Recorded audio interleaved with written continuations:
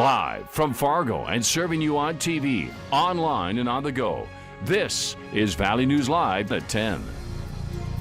President Donald Trump signed Savannah's Act into law today. Savannah's Act is named in memory of Savannah LaFontaine Greywind, who was murdered in Fargo in 2017. She was a member of the Spirit Lake tribe. Savannah's Act seeks to combat violence against the most vulnerable members of the Native American community. The legislation calls for better response protocols for missing and murdered cases, as well as improved access to data and reporting statistics on missing and murdered Native women. Tonight, police are still searching for answers after multiple car windows were smashed in a South Fargo neighborhood. And they're not the only ones hoping to get to the bottom of it. Valley News Team's Courtney Lockie talked with the victims of the crimes.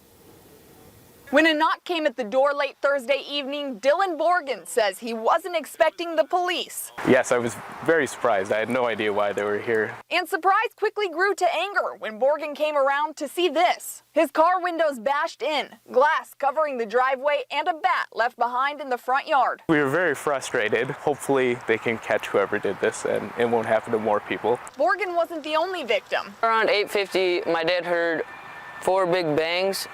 Probably like 15 minutes later, a cop rung our doorbell. My dad's car, all of the windows smashed out, and my car, 1 window smashed out. We have no idea why. What has neighbors like Dawson so frustrated? No one seems to have any answers. I've certainly noticed more reports of crime, and I tune into our neighborhood email system, and a lot of people are noticing. Just hours after vandals smashed at least 3 cars on 7th Street South, police arrested 26-year-old Blake Peterson for similar crimes a few blocks north. At this time, police say they aren't sure if the events are related, so the search continues for those involved. I thought it was kind of safe here before, but then that happened. Police say it can be tough to catch the person for these kinds of crimes with little to no evidence. Many times, investigations become inactive until they have more information. It kind of puts some fear into you. In Fargo, Courtney Lockie, Valley News Live.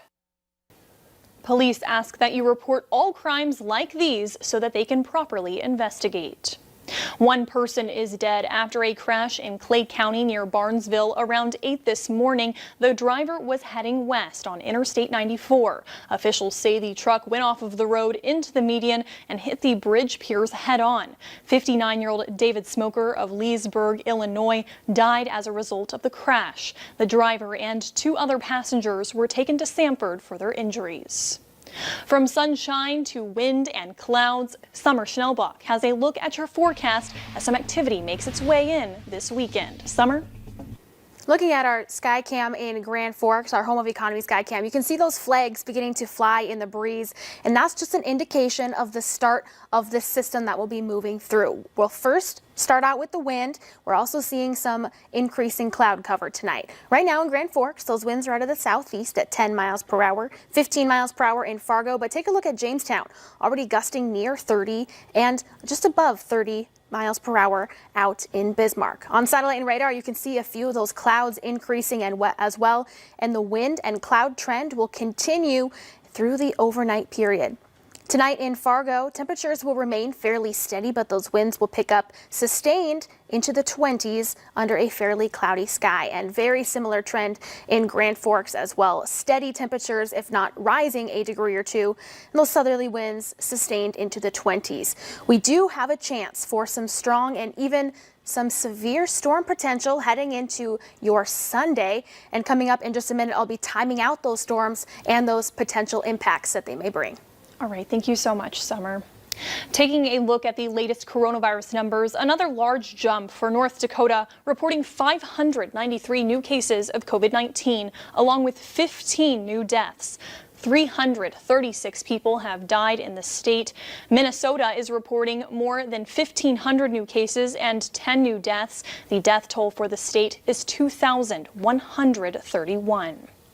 Minnesota health officials say they have tied 9 new COVID cases to a Trump rally in Bemidji. That rally was held on September 18th. The 9 people say they attended the rally.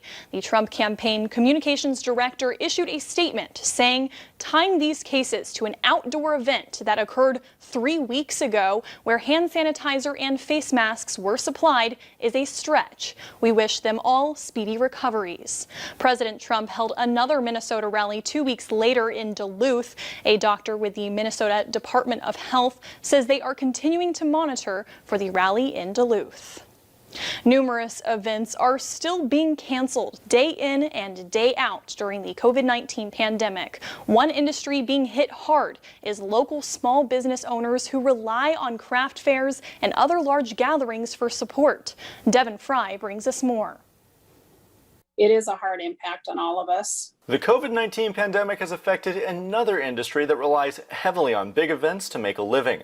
Art and craft vendors have been working to find their footing during the COVID pandemic, which has led to many events being called off. I've taken out business loans to get by, the EIDL loan, the PPP loan, lots of loans this year. Tracy says that she normally takes part in more than 20 shows a year. This year, she's only been able to participate in 4. This has obviously led to a massive loss of revenue.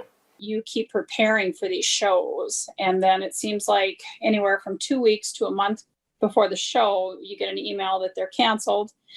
And so again, you're sitting with all this product that you've created, all this money tied up. Many businesses have been able to take their products online and sell them there, but this option isn't always viable, especially when the company makes most of their sales in shows and fairs. For me, a website has never been a huge success. I find that with my product, people like to get that at a show. At this point, all vendors like Tracy can do is hope to keep their head above water and go to as many shows as they can until things are back to normal. For me, I guess I'm hopeful that next year, hopefully next year will turn around. Reporting from Fargo, Devin Fry, Valley News Live.